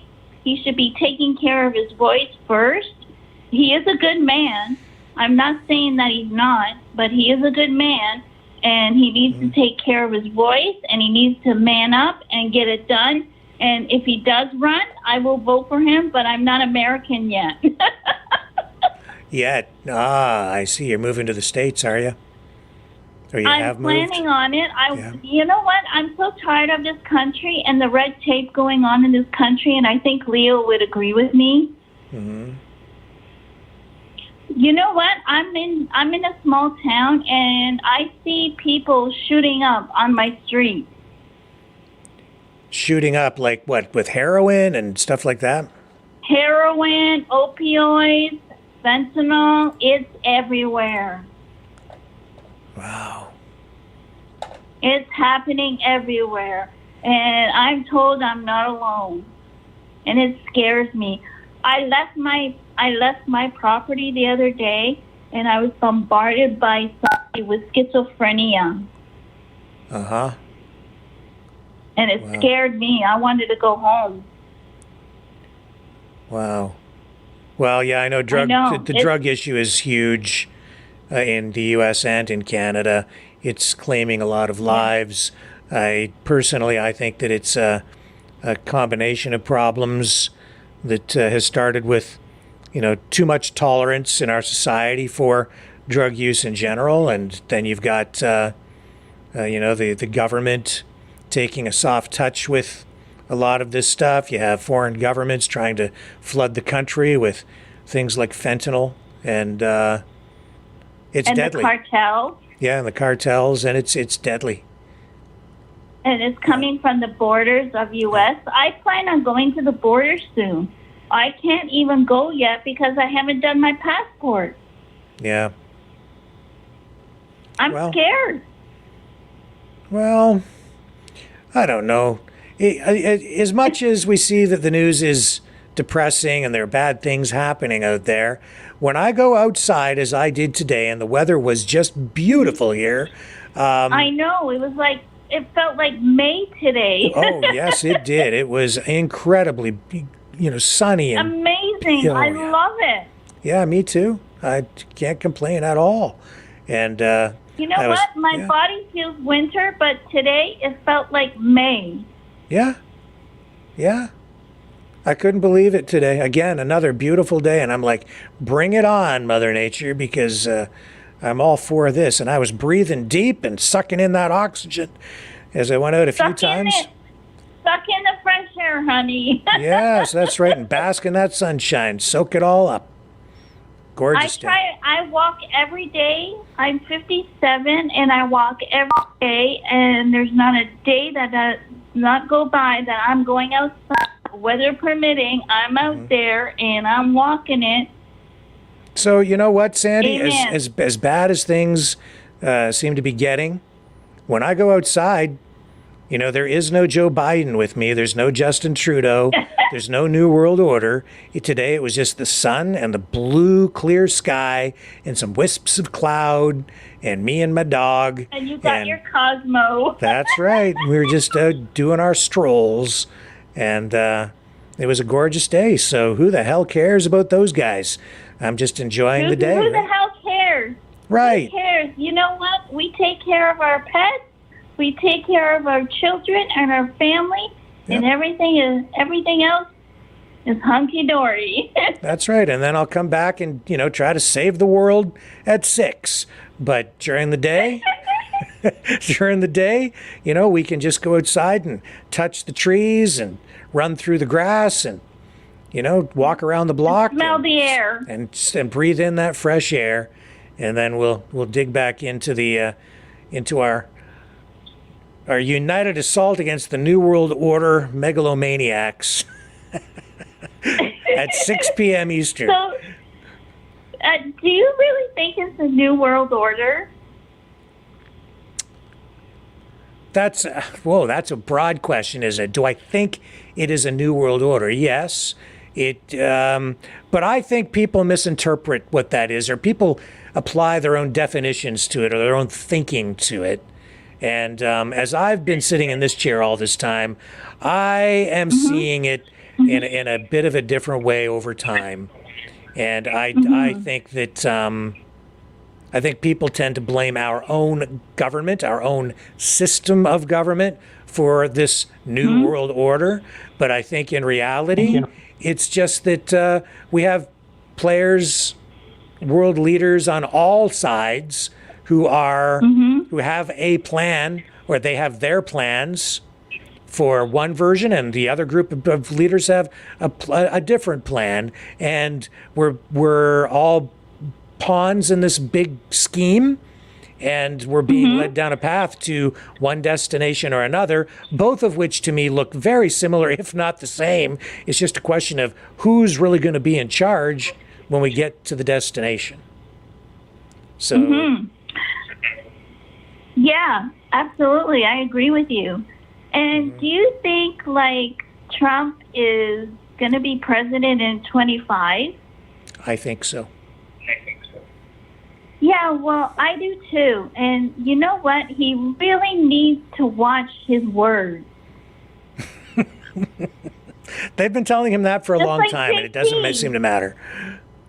Well, he has to watch his words. And if he does run again, well, you know what? No one is perfect. No one. Yeah.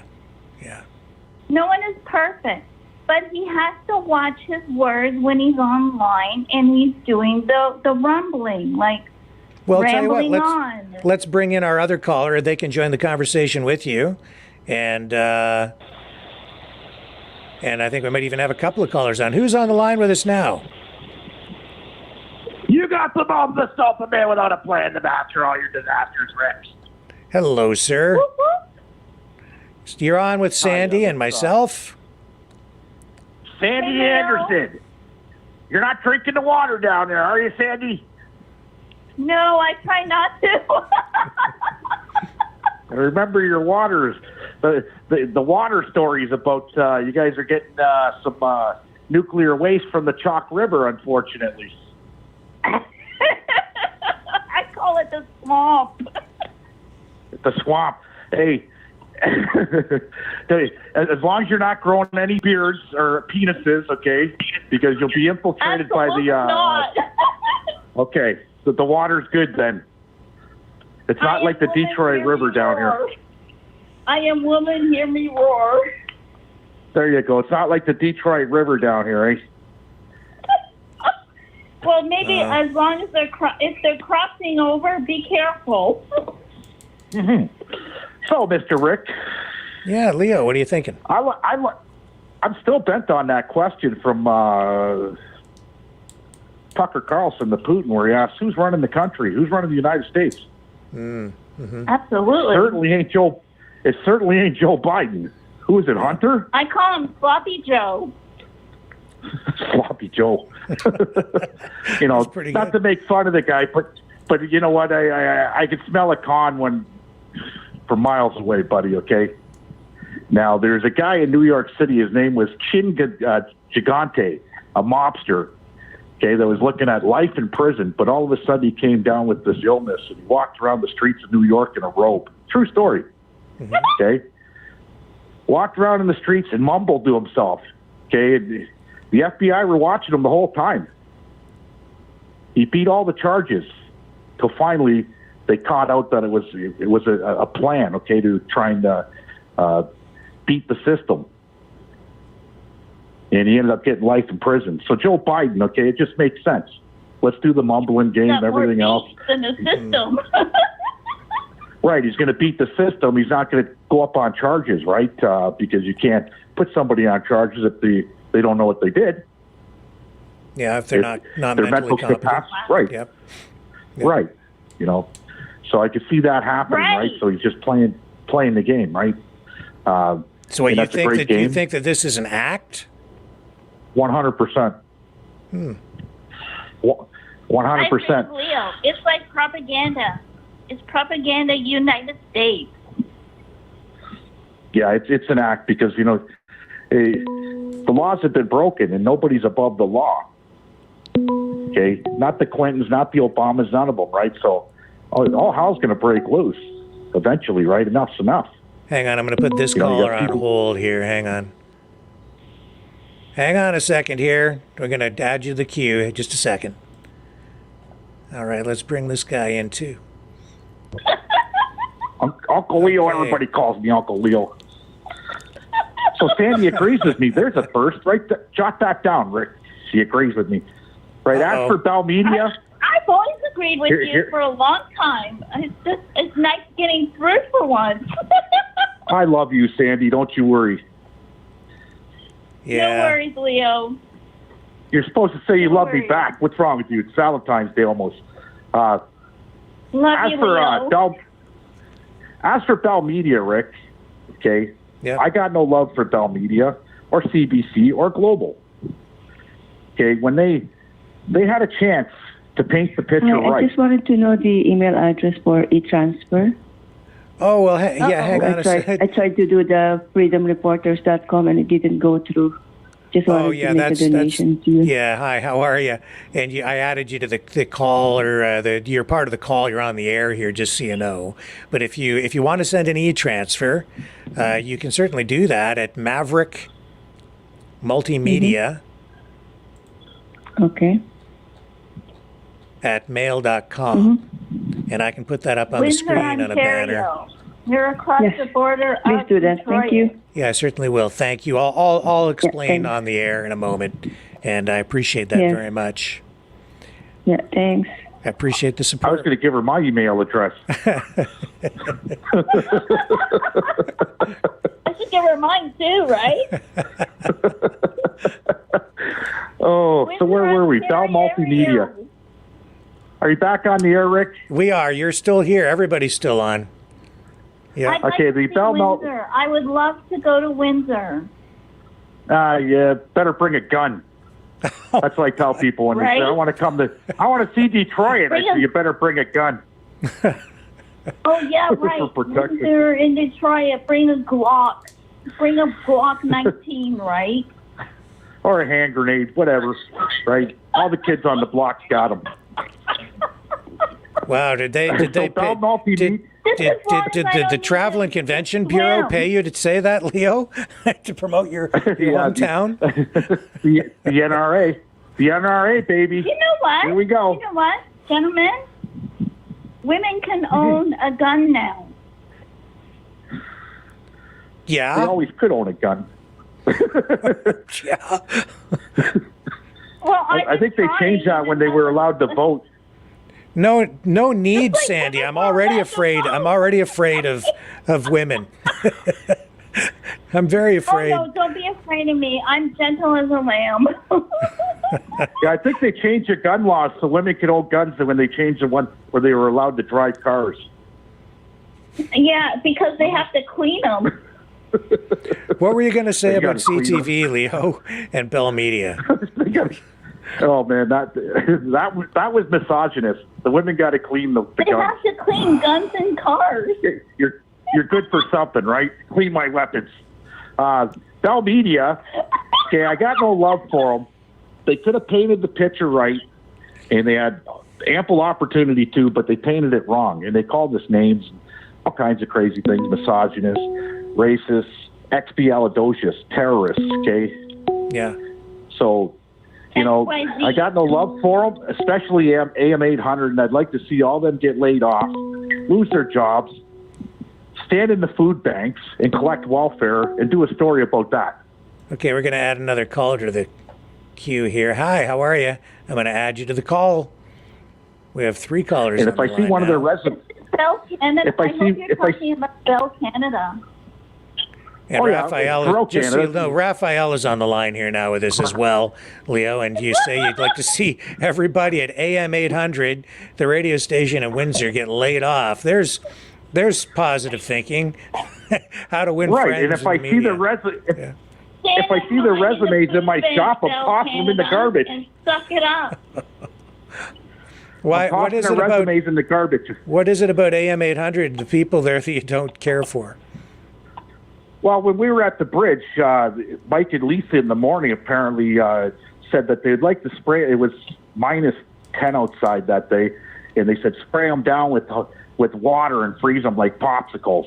Oh my! Okay, the people that were protesting, right? Yeah. So, yeah, no, that's what they said right on the radio, and I laughed about it, right? And they said especially that Leo I got the recording. I'll send it to you. Okay, especially that Leo guy. They pointed me out. So you know what? If I see any of their stinking resumes at my shop, it's going in the garbage. They're a bunch of bums. They'll never be able to do what I do, and I'm not going to give them the ample opportunity. Yeah. Well, I know that Dan McDonald said some pretty terrible things, during the pandemic about people who didn't get vaccinated. Really, really, really awful things about people. He said he's transgender. My landlord. He's 100%. Go flip burgers at Burger King and raise your damn kids. Huh. So you got Raphael on the line. You got Leonardo. Where's the rest of the Ninja Turtles? And you got Sandy Ninja Turtle. Are you there, Raphael? Is that who's on the line with us? Yes, I am there. One thing I would like to say, man, nice panel. I really enjoyed. One thing I would like to say. Yesterday, I listened to Putin's speech, and I would like to say something and ask you to take your opinion. Leo, I could talk to you all night. Hang on, Sandy. Let Raphael finish his thought here. Okay. When I was in the U.S. Marines, if an officer looked at me and said, "Don't you have anything better to do with your time?" This is not a compliment. This is not something you take lightly. When Putin, in that speech, he not only he said, "You are United States. You are like, what are you doing here? 11,000 miles from your country." And he says, "With your economy in shambles," he said, "Don't you have anything to do with your time?" See, this is not something light. This is a threat. But I see nobody pay attention to that. But for me, as a military guy, if the officer take his time to tell you, to come to you and say, "Don't you have anything to do?" This man, he's telling you, "Get out of here, go find something to do," or "I will find something for you to do." So I don't know if I listen too much. So I would like to hear your opinion. Thank you, guys. Sure. Good point, Raphael. Great point. But the same thing reverses. Raphael. Thank you. Same thing reverses if the Russians came 8,000 miles to Cuba. Wouldn't they have something better else to do with their time? Yeah. Well, I think that we need to remember here that, for me, this is a no-win situation because our leaders have gotten us into a terrible situation, into conflicts that didn't need to happen, and the United States, through Biden's incompetent foreign policy, that's what's led to this, and economic policies, frankly, and but at the same time, Russia is not really our friend because we're at war with them. I don't fault Vladimir Putin for doing anything that he is doing. He's just doing what the leader of a country at war with us would do. But there's no question. Rick, do you like Putin? I think he's a very strong leader. I think he's very competent. But I also recognize that he's the leader of a country that, frankly, we are at war with. Now, I don't want to be at war with them, but we are. And if we lose these wars, especially the war in Gaza, we are all going to pay a very, very high price in terms of our standard of living, our way of life, our culture, everything. And in fact, I think our country is in danger of of breaking apart, splitting up. I think that the separatist forces in Canada are growing in strength. I think that the United States is there is a remote chance that we could see the United States divided. We've seen just within the last week or so a call from people like Marjorie Taylor Greene saying that a national divorce is needed. The issue is blowing up on the border. Now, I think there's a long way still to go, but I think that Russia, China, these other countries that we are currently, in conflict with, I think they're trying to help this process along. And there's more going on behind the scenes than most people realize. I think that there's a real danger there, and these other foreign countries are absolutely involved. I think Putin should be president of the United States. You see, now there, Sandy, is exactly what I'm talking about. People think that the CIA is the king of the information war. Mm-hmm. I'm telling you, no. The Russians are, and you just proved it for me by saying what you just said. People in this country are rooting for the other side. I've never seen anything like it. People in Canada want Putin to be, people in Canada and the United States want the president of Russia to be their president. They're rooting for Putin. They're rooting for Putin. They're rooting for Putin, but you know what? He may be better than Biden and the Trump. It's hard to know who the bad guy is. Give him a chance. Right? It's hard to know who the bad guy is right now. Give him a chance. Let him take over the country.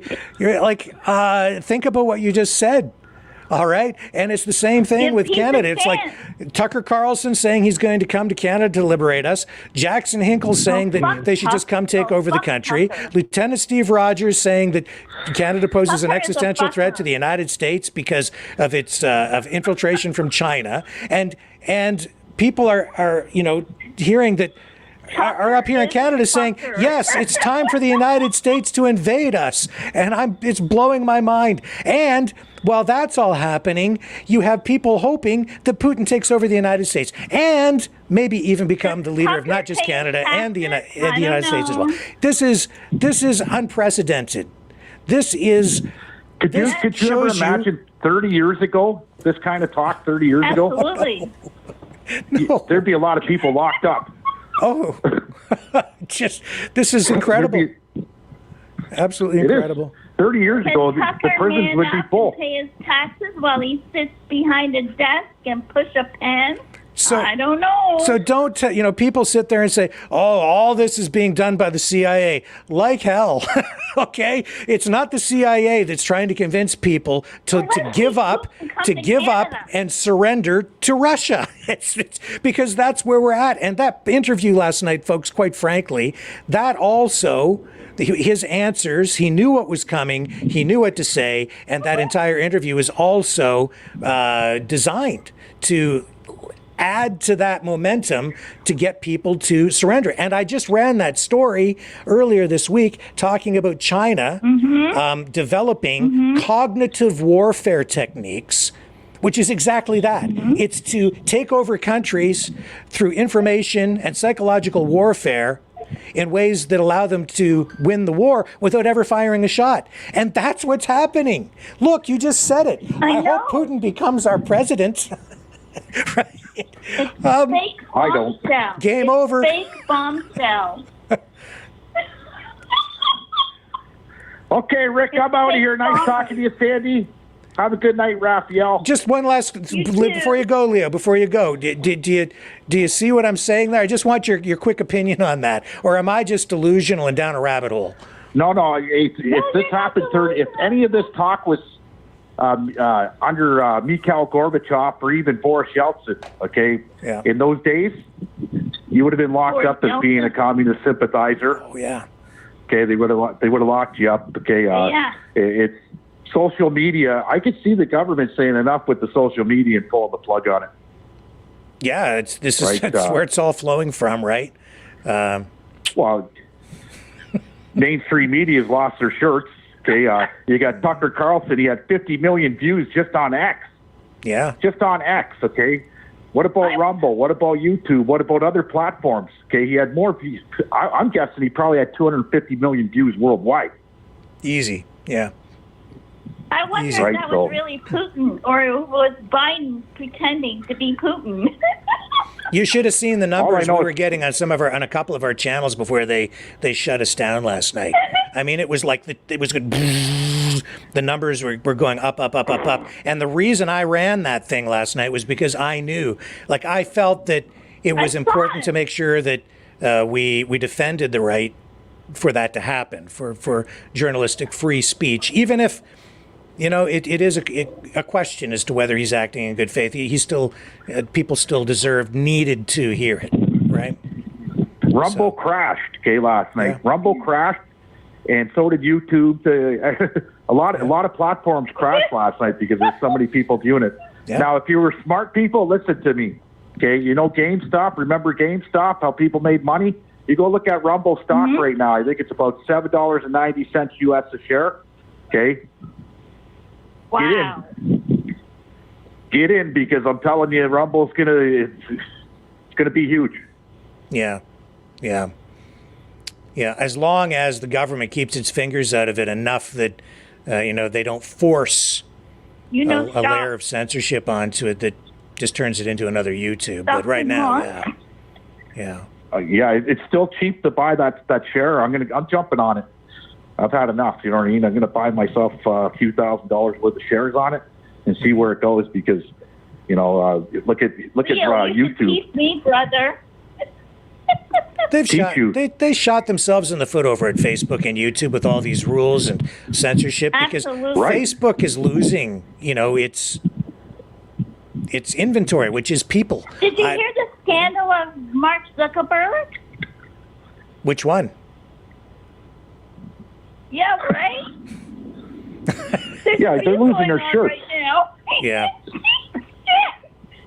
And by rights, they should, okay? TikTok, right all of them. On, right fucking on. Look how much a share is for Meta. Look how much a share is for YouTube, okay? Instagram. Fucking court now. Rumble's cheap right now, and I'm telling you, it's not going to be cheap for long. You get GameStop, that shit all day long. Yeah, well, Meta shares right now are selling for $468 US.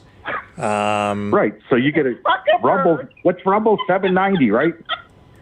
I checked the ticker yesterday. So Rumble is $7.89. That's what I say. Yep. Fuck it. There you go. Huge. It's going to go. Yeah. That's cheap.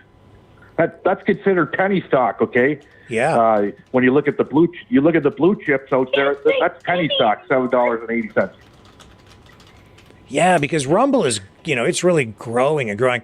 Now, see, Alphabet, which is Google, $150 US a share. And you know what Google does? Google transfers scandals over to Facebook. What? I'm getting away from all of it. I'm staying on Rumble. Just say it. With that being said, Rick, I got to go do some shit tonight. Okay, sir. You have a good night at work. Adios, bye. All right, see you. Bye. Yeah. You too, Leo. Bye-bye. Bye. Okay, Sandy, it's about that time of night, so I'm going to talk to you all night, Rick. Wow. You have yourself a love interest of some kind, I think. So what I'll do is it's huge. Is it? Yep. Yeah. Do you know Good for you. FBI investigation works with Google? No doubt. And the CIA. No doubt. The Biden administration. They were they've directed censorship. They certainly were doing that. When we got I've been doing my homework. Yeah. Yeah, the government's definitely involved in censorship. Every level of government in the world is involved with the internet. That is true. That is very true. That is true. They use it as a tool. They use it as a tool, and propaganda, the paparazzi, it's happening in Hollywood. They do it in Hollywood. They do it all around the world, and it's really sad. Mm-hmm. Well, Sandy, it's the clock is ticking here. I'm gonna get you to give us a final thought for tonight. I've been on a long time. I owe you. No, yeah, well, you give us a final thought so we can wrap up for the night. My final thought? Mm-hmm.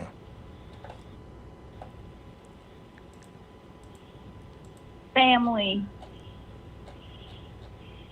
Wow, that's succinct.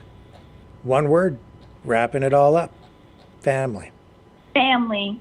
Family matters. Indeed. Sandy Anderson, thank you so much for calling in tonight. An absolute honor. And a privilege, as always, talking to you. A ray of Always to sunshine. you, sir, Rick. I sound like Dom Palm. Isn't she a doll? She's a doll. Yes, she is. And I appreciate you calling in tonight and being part of the show. I appreciate you always.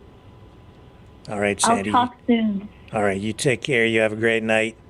And we'll talk again soon. Bye for now. And there she goes. There's Sir Sandy. And I should put that email address up, as I promised I would, before we sign off for tonight. If you want to send an email or an e-transfer, you can do that at maverickmultimedia@mail.com. If you do that, in order to complete the transaction, we do need you to complete the security question portion of the e-transfer and assign a word that we would know on our end. So you either have to email the answer to me so that I know, so that we can deposit that into a business account, because we do that for proper accounting purposes. The bank requires it for security reasons and for accounting, so that everything is done properly and above board. And I would just suggest that you use the password Maverick, just like it's written there on the screen, Maverick, Maverick. And if you're not sure how to do that, or if you have any questions, just send me a message at maverickmultimedia@mail.com. And you can send the e-transfer to that same business address, maverickmultimedia@mail.com. You can also donate again at freedomreporters.com or maverickdonations.com.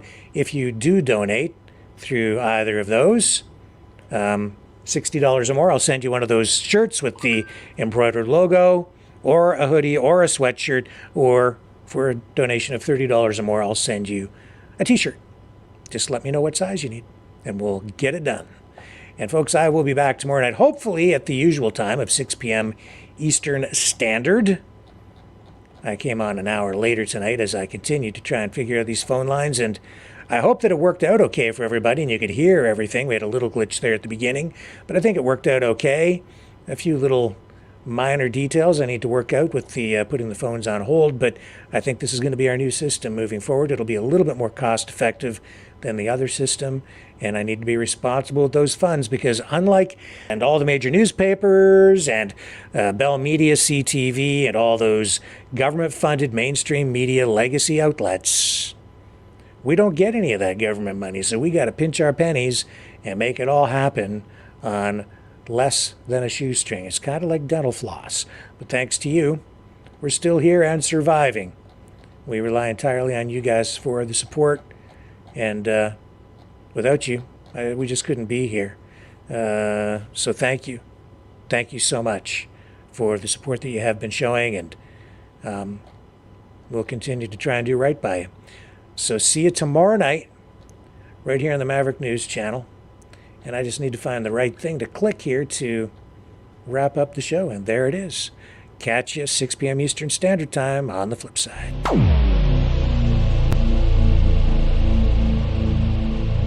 This has been a Maverick Multimedia production.